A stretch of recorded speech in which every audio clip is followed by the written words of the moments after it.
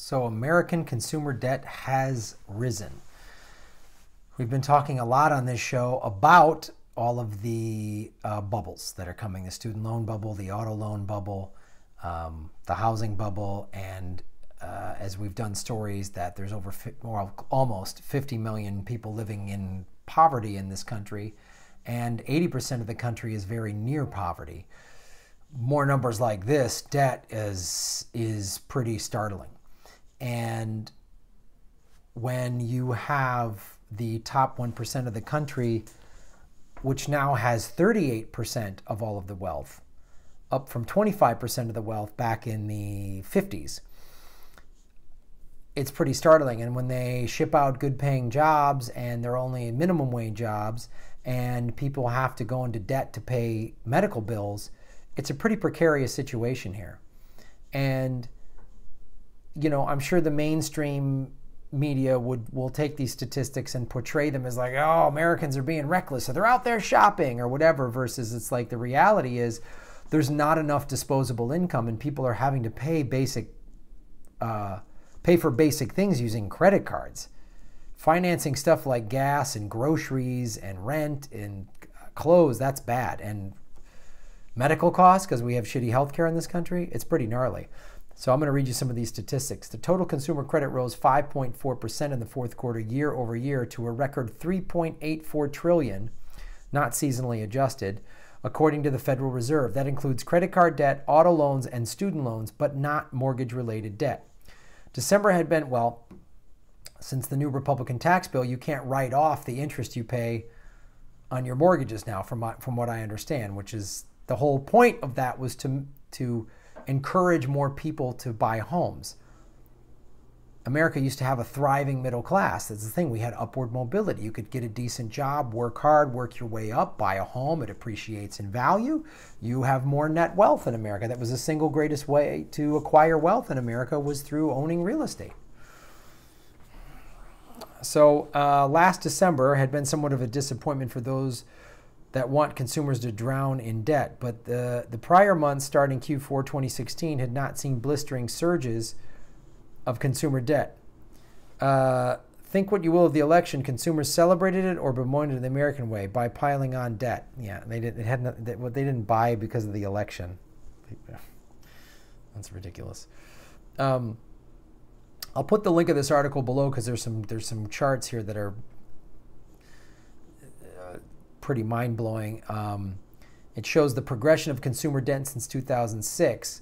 There's a slight dip after the financial crisis as consumers deleverage, with much of the deleveraging being accomplished by defaulting on those debts. But it didn't last long, and consumer debt has surged since, and now 45% higher than it had been in the fourth quarter of 2008. It's 45% higher than it was 10 years ago, when we had the last financial crisis. I don't know how this country is going to withstand two financial crises, like massive ones, in 10 years. Credit card debt, another revolving debt in quarter four, rose 6% year over year to $1.02 trillion, a blistering pace, but it was down from the 9.2 surge in quarter three, the nearly 10% surge in quarter two, and a dizzying 12% surge in quarter one. So the growth of credit card debt in quarter four was somewhat of a disappointment. Yeah, for people who, this is a sarcastic author. This is just, auto loans rose 3.8% in quarter four year over year to 1.1 trillion. I mean, it's just staggering. Student loans have just been on a steady increase. It's really nuts. I mean, it's really nuts. They surged 5.6%. The year-over-year increases in student loan debt have been anywhere from 11 to 15% all year. It's unbelievable. I mean, I don't know how this is going to happen. And over the years, student loans have flattened entire industries, investors in private colleges, the student housing industry, and asset class within commercial real estate, Apple and other companies supplying students with whatever it takes, the textbook industry, they're all feeding at the big trough held up by young people and guaranteed by the taxpayer, food for thought, so to speak. In terms of corporate debt, is only a question of how disruptive the adjustment will be, whether it will be just a sell-off or junk bond mayhem. And then there's another article, corporate bond market is the worst denial since 2007. Everything I'm reading, articles you guys have sent me, other stuff I'm reading, economists, everything's saying we're pointing to what happened in 2008.